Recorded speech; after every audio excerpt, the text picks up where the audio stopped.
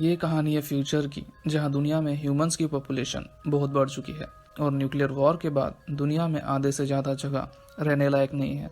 जो लोग बचे हैं उनमें से जितने हो सके गवर्नमेंट उतने लोगों को एक सेफ जगह पर लेके जा रही है। उसके बाद हमें मूवी का मेन कैरेक्टर रिक दिखाया जाता है। रिक और उसके फैमिली को गवर्नमेंट के एक फैसिलिटी में रहने के लिए लाया जाता है, जहाँ डॉक्टर फ्रेया रिक की वाइफ और उसके बेटे को रहने के लिए घर दिखाती है। ये लोग घर देख के बहुत खुश होते हैं क्योंकि घर बहुत ही सुंदर और हाईटेक होता है और इनके आसपास के एरिया में ऐसे 13 घर और होते हैं। रिक एक गवर्नमेंट पायलट था और उसकी वाइफ एबिगेल एक डॉक्टर है। अगले दिन प्रोफेसर मार्टिन रिक के घर आते हैं और रिक को बोलते हैं कि उसे और 13 और लोगों को सेलेक्ट किया गया है टाइटन प्रोग्राम के लिए, जहां इन लोगों के डीएनए को मॉडिफाई करेंगे और उन्हें टाइटन भेजा जाएगा उसको कॉलोनाइज करने के लिए, जो सैटर्न ग्रह का सबसे बड़ा मून है, क्योंकि ह्यूमन रेस को बचाने का यही एक रास्ता है। अगले सीन में प्रोफेसर मार्टिन टाइटन प्रोग्राम में शामिल 14 मेंबर्स से अपना प्लान डिस्कस कर रहे होते हैं। टाइटन की हवा में नाइट्रोजन 90% और ऑक्सीजन 5% है और डार्कनेस और ठंड भी बहुत ज्यादा है। इंसान वैसे एनवायरनमेंट में जिंदा नहीं रह सकते, मगर प्रोफेसर मार्टिन और उनकी टीम मिलके इन लोगों को जेनेटिकली मॉडिफाई करेंगे ताकि वो लोग टाइटन पर जिंदा रह सके। डॉक्टर फ्रेया इन लोगों को ट्रेनिंग एरिया में लाती है, जहाँ पे इनके ऊपर पहला इंजेक्शन दिया जा रहा है, जिससे इन लोगों का ऑक्सीजन का यूज बहुत कम हो जाएगा और ये लोग टाइटन की खुली हवा में सांस ले पाएंगे। इन लोगों पे अगले कुछ वीक्स तक ऐसे ही 300 और इंजेक्शंस लगाए जाएंगे।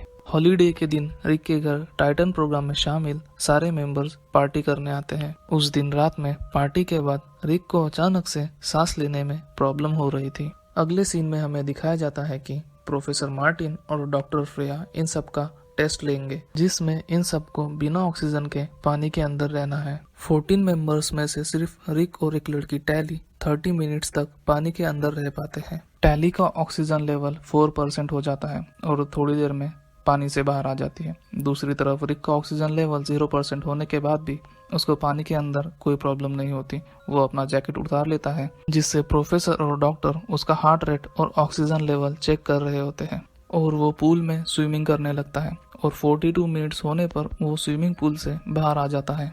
उसके बाद रिक और एबिगेल अपने घर के पूल में एक साथ होते हैं और तभी एबिगेल रिक के बॉडी में कुछ सेकंड्स के लिए कुछ अजीब सा नोटिस करती है। अगले दिन रिक के ऊपर प्रोफेसर मार्टिन और डॉक्टर एक ऑपरेशन करते हैं। कुछ दिन बीत जाते हैं और एक रात एबिगेल घर में बहुत ठंड होने के कारण नींद से जाग जाती है और रिक को ढूंढने लगती है। रिक को इतने ठंडे टेम्परेचर में भी गर्मी लग रही होती है। रिक बर्फ से भरी हुई एक बकेट में हाथ डालता है और एबिगेल को बोलता है कि उसको अब ठंड महसूस नहीं होती। उसके बाद डॉक्टर्स और प्रोफेसर उन 14 लोगों का एक टेस्ट लेते हैं, जिसमें वो स्विमिंग पूल को सील करके उसमें 20% लिक्विड मीथेन छोड़ते हैं, जिसमें इन लोगों को स्विमिंग करने लगाते हैं। उसके बाद उन्हें एक माउंटेन के ऊपर ऑक्सीजन सिलेंडर में 20% मीथेन भर के इन लोगों को रनिंग कराई जाती है। इन सब में से रिक सबसे अच्छा कर रहा होता है। इस टेस्ट के बाद सब फ्रेश हो रहे होते हैं। तभी रिक नोटिस करता है कि उसका हेयर फॉल हो रहा है, जिस पर टैली उसे बताती है कि उसके भी बहुत ज्यादा बाल झड़ रहे हैं। उसी समय बाथरूम में एक लड़की खून की उल्टी करने लगती है और अचानक से उसकी डेथ हो जाती है। ये देख के सब लोग बहुत डर जाते हैं। उसके बाद रात को सब लोग रिक के घर खाना खाने के लिए आते हैं और उनमें से एक आदमी बहुत डर गया था उस लड़की को अपने सामने मरता देख के। दूसरी तरफ रिक की वाइफ एबिगेल नोटिस करती है कि उन सब की बॉडी में भी कुछ अजीब सा है। डरे हुए आदमी को उसकी वाइफ बाहर गार्डन में शांत कर रही होती है। तभी वो अपने वाइफ को मारने लगता है। सब कोई वहां आते हैं और उसे शांत करते हैं।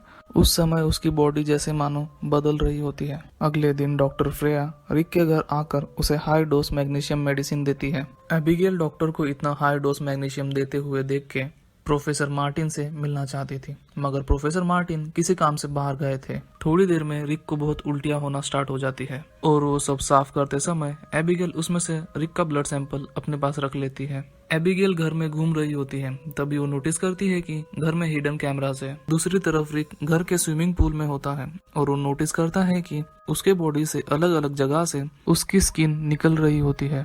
उसके बाद रिक घर में आकर सो जाता है और एबिगेल रिक की स्किन और बालों का झड़ना नोटिस करती है। अगले दिन एबिगेल रिक का ब्लड सैंपल चेक करती है और वो देखती है कि उसके ब्लड में कुछ डिफरेंट है। दूसरी तरफ लैब में रिक की आंखों के ऊपर ऑपरेशन होता है, उसकी अंधेरे में देखने की क्षमता बढ़ाने के लिए, क्योंकि टाइटन में बहुत कम रोशनी होती है।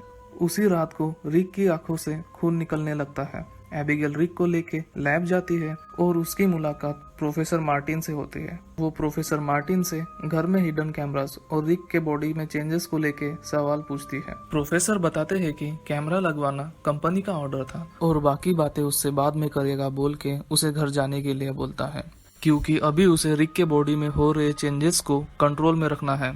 एबिगेल घर वापस आती है पर उसे घर के बाहर से कुछ आवाजें आती है। वो बाहर जाके देखती है तो उसे पता चलता है कि एक आदमी जिस पे एक्सपेरिमेंट चालू था वो अपने वाइफ को मार देता है और तभी वहाँ आर्मी आती है और उस पे फायर करके उसे मार देती है।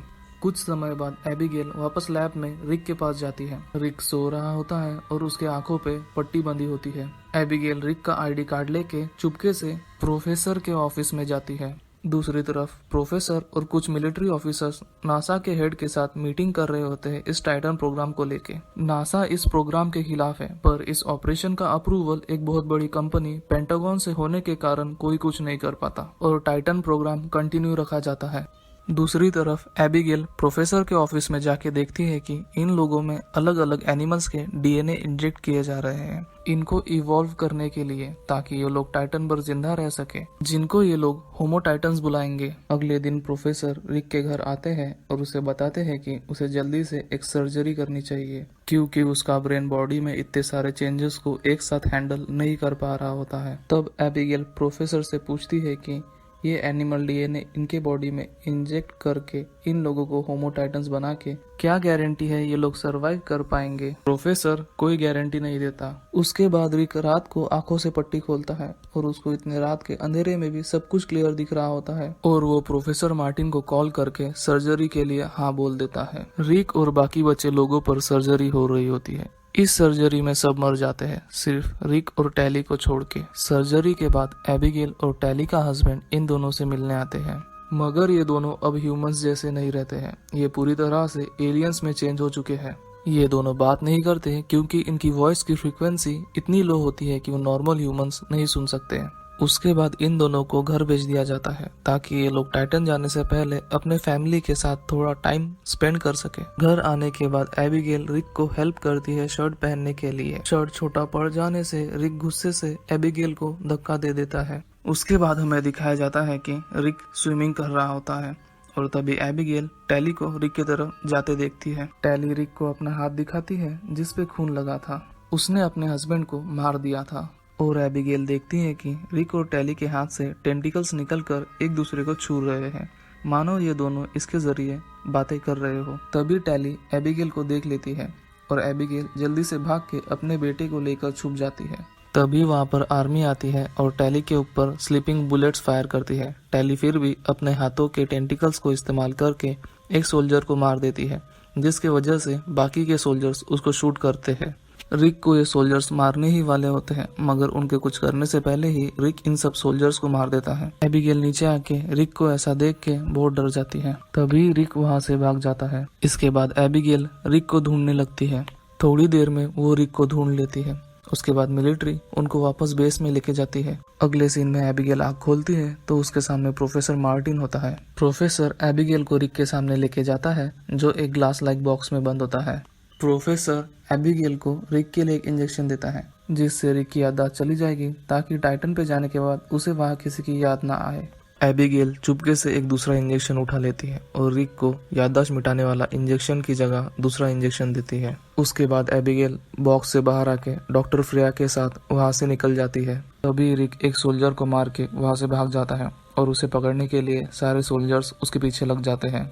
एबिगेल, उसका बेटा और डॉक्टर फ्रेया लैब के एग्जिट तक पहुंच जाते हैं। रिक भागते भागते वहां आता है। तभी प्रोफेसर मार्टिन सोल्जर्स को लेकर वहां आ जाते हैं। प्रोफेसर एबिगेल को रिक के सामने से हटने का कहता है, पर एबिगेल मना करती है। प्रोफेसर सोल्जर्स को कहता है कि इन सबको शूट करो, लेकिन एबिगेल के रिक के साथ इमोशनल कनेक्शंस को देख के सोल्जर्स और उनका हेड मना कर देता है। उसके बाद हम देखते हैं कि रिक उसकी फैमिली और डॉक्टर फ्रेया एक प्लेन में कहीं जा रहे होते हैं और उनके साथ नासा का हेड भी होता है। अगले सीन में हमें दिखाया जाता है कि एबिगेल नासा में काम कर रही है टाइटन 2 प्रोग्राम के लिए और एंडिंग में रिक को टाइटन पर दिखाया जाता है और मूवी यहीं पर खत्म हो जाती है।